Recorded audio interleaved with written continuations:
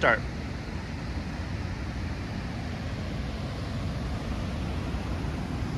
Hey, I'm here at the Pulp Mill Bridge, just outside of Middlebury, here to recreate this photo from the 1955 edition of Vermont Life magazine. Now, the interesting thing about the Pulp Mill Bridge is that it was probably built in the 1820s, which would make it one of, if not the oldest covered bridge in the state of Vermont.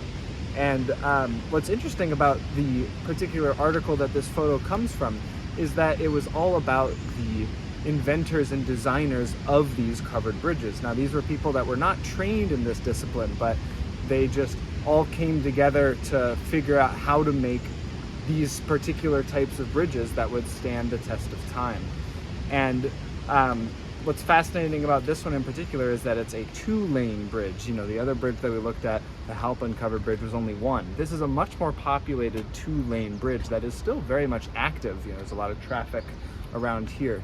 And I think it shows a side of Vermont that is both the rural as well as the more well-trodden urban. It's a mix of those two things. It's not necessarily just an unspoiled covered bridge in the middle of nowhere. It's actually an active part of a lot of people's day-to-day lives.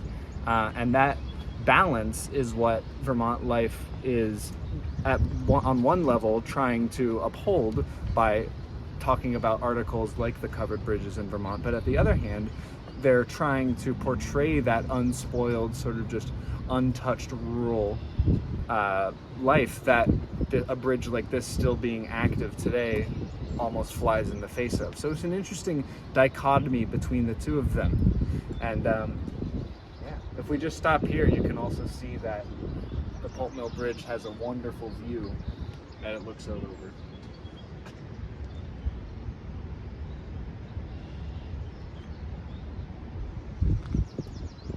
So now I already got my photo to replicate this, but it's such a beautiful day, I'm going to take some more photos of the surrounding area.